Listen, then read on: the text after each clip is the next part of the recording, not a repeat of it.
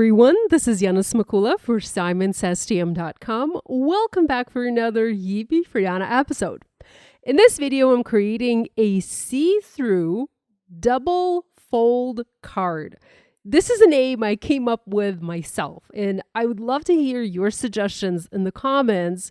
What would you call this type of card? Please comment below and let us know, because clearly this card type, this construction type, needs a better name.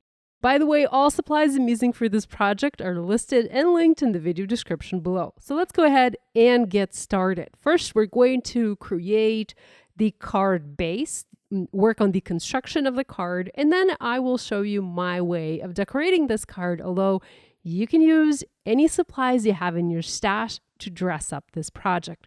So here I have two card bases, A2 4¼ by 5½ inches. One is cut from white cardstock, and both are top folding, and another one is cut from Seafoam cardstock. I also have a sheet of acetate that is cut to 4¼ by 5½ inches. So all of these are the same. I just have two card bases and one acetate sheet. My card bases are different in color because that's the color combination that I have in mind for this project. Your card bases can be the same color, or you can use whatever color you like. First, we're going to do some die cutting, and we're going to cut the front of the card using a circle die. Here I have the basic shapes circles from Simons Says Stamp, and I'm using the largest circle in that die set, and I'm going to place this over my card base like so, tape it in place using best of a craft tape, and cut the front flap into two pieces. One piece is going to be attached to my card base, and it's going to have this beautiful curve, and then the second piece is going to be the leftover. I'm using my Platinum 6 die cutting and embossing machine. Whichever machine you use, make sure you follow the sandwich for your machine. Now, all of my plates are well worn and well used, so I'm using a sheet of printer paper. I'm adding a sheet of printer paper between my card base and my bottom cutting plate. And I'm also using a brand new clear cutting plate to put on top. If you don't have a brand new clear cutting plate, add a piece of printer paper on top. And what this does, when you add printer paper, thin paper, in between your paper and the cutting plate, the printer paper absorbs all of the cut marks that otherwise the cutting plate will leave on your paper. You will still get some cut marks from your cutting plate on the back of your cardstock, but if you use printer paper, you will get far less cut marks. So this is just a nice little tip to help keep the back of your paper look as best as possible. Now we will end up covering the back of this paper, so it doesn't really matter, but covering the back of this paper is an optional step. And if you do decide to skip it, it would be nice to have paper that looks nice from the back.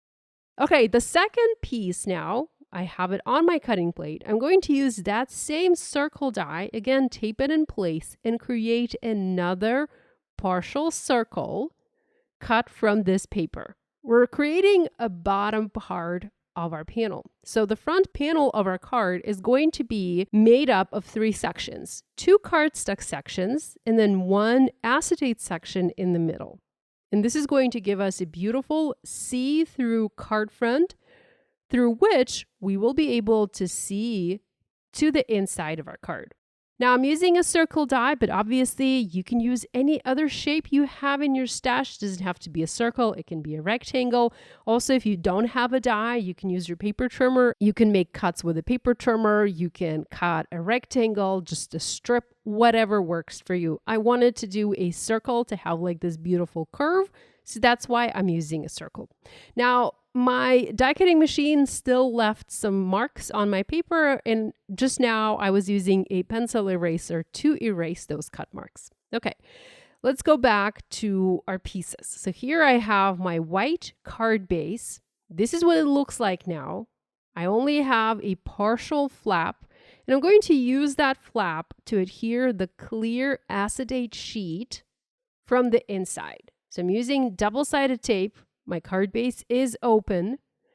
I'm adding double-sided tape. You can use whatever adhesive you have, perhaps glue, or if you want to make sure the adhesive is hidden and not visible, you could use an adhesive sheet and hide that entire, if you use an entire adhesive sheet on your paper prior to die cutting it, the adhesive is not going to be visible. I did not think of that. So here I'm using double-sided tape, and later I will cover this with another piece of cardstock so that tape is not going to be visible. Basically, my acetate is going to be sandwiched between two pieces of cardstock. So here I am adding the acetate, and now my front flap consists of one cardstock panel, one cardstock section, and acetate section. Really cool. Now the acetate sticks out a little bit, so I need to trim it using my paper trimmer to make sure my card base is nice and even. And with that done, I can now once again use double-sided tape and adhere this bottom cardstock section to my card base. Again, you can use glue or whatever other adhesive you prefer. I'm using double-sided tape. And here, my card base is now restored. I have a card base that is made from cardstock with an acetate insert that makes a part of this card base see-through and allows the recipient of the card to see to the inside. Now, I'm also going to add another card base to the inside of my card, and this is where this light blue card base comes into play. I am going to trim it just a teeny tiny bit so none of that light blue cardstock is sticking from the bottom of my card. And now I will be able to open both and have room for my personalized message. See? Just like that. Very easy. So let me know, how would you name this type of card? Double fold? Triple panel? I don't know. So let me know your best suggestions, best name ideas in the comments below. I would love to know. Next, I'm using glue. This is the Simon Says TM glue to adhere two card bases together. Going to set some magnets on top and let the glue dry.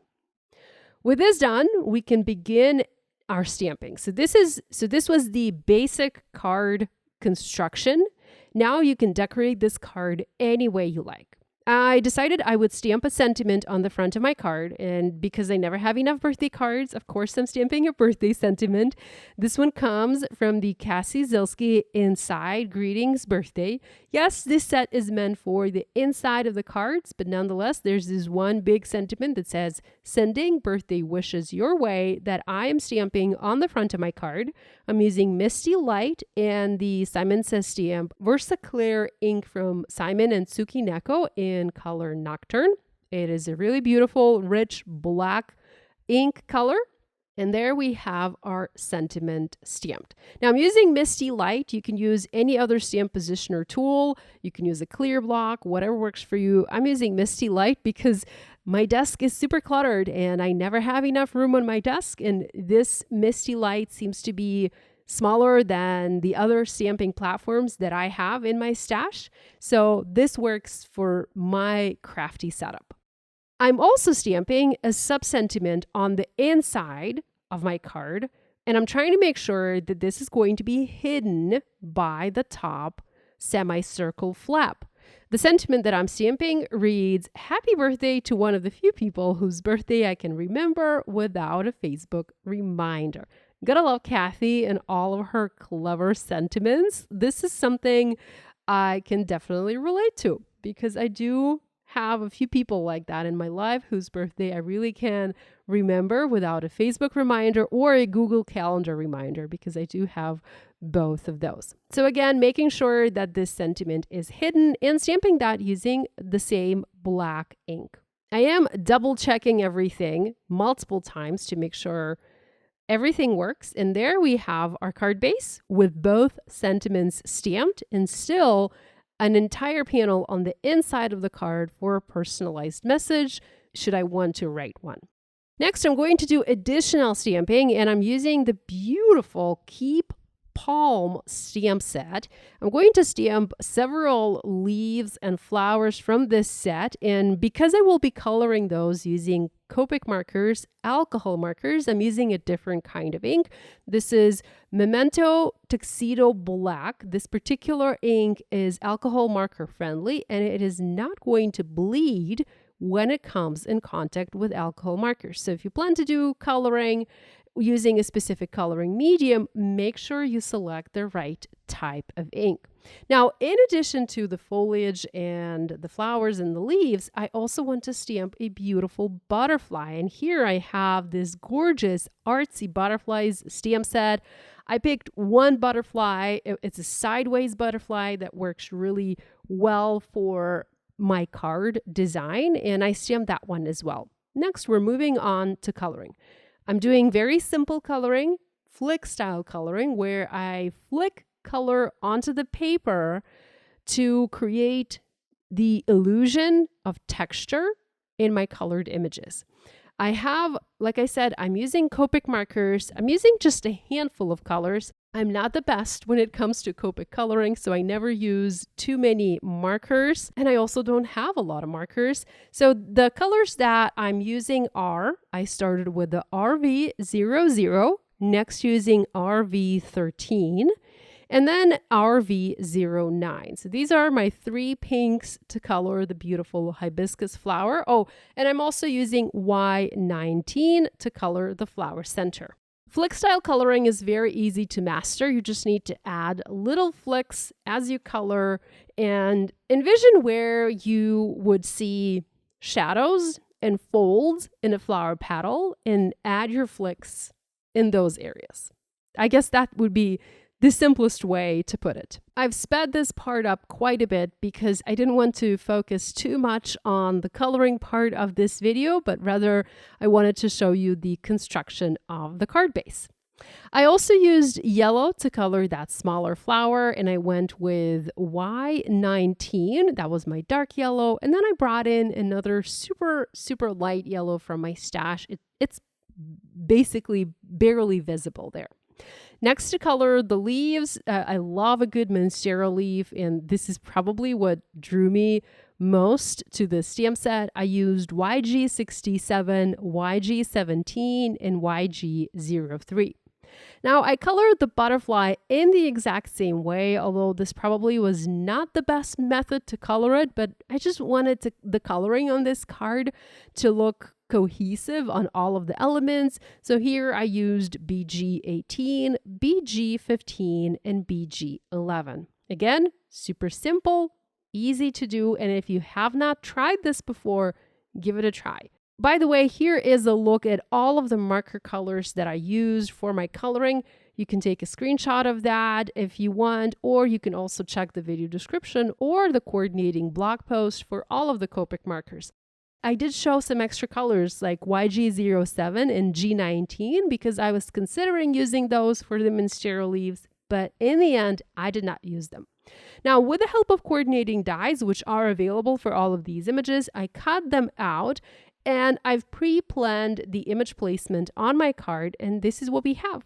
I'm using Simon Says Stamp foam adhesive squares. These are the regular thickness, and I'm going to foam mount all of these elements in place. I love to have a lot of dimension on my cards, so of course I'm using foam adhesive squares to pop these up.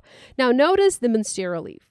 You can see the coloring from the back of the leaf, and I wanted to hide that because if I can see it here, the recipient will be able to see it once the recipient opens the card.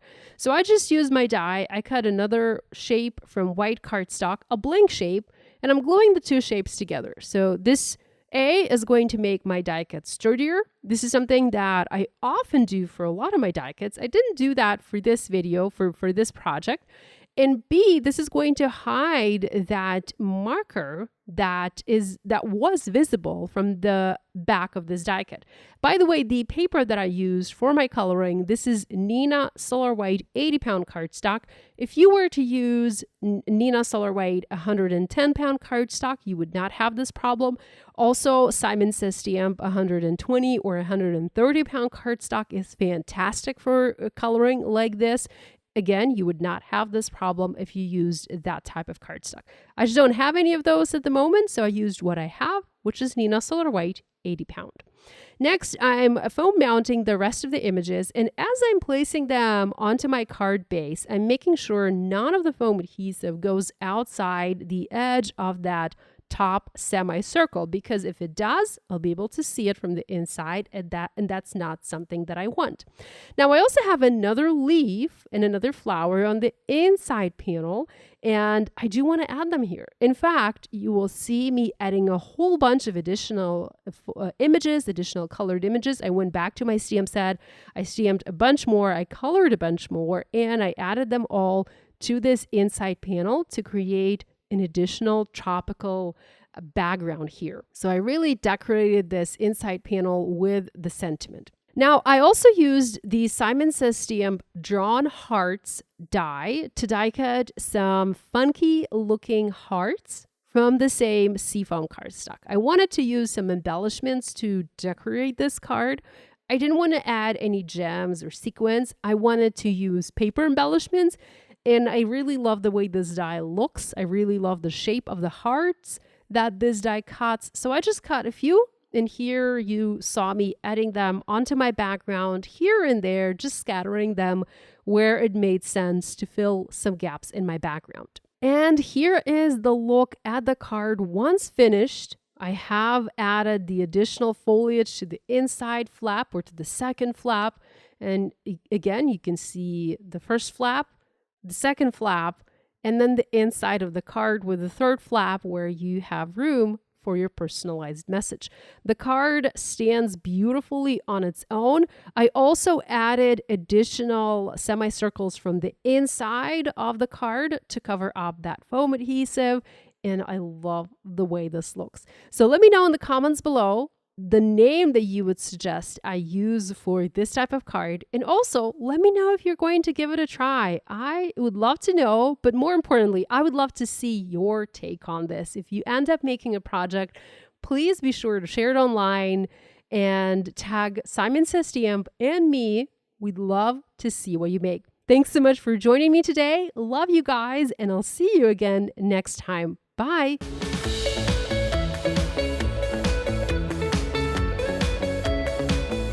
Hi, I'm Heidi, founder of SimonSaysStamp.com. Thank you so much for watching this video. If you like what you just saw, be sure to press the thumbs up and subscribe to see more great content.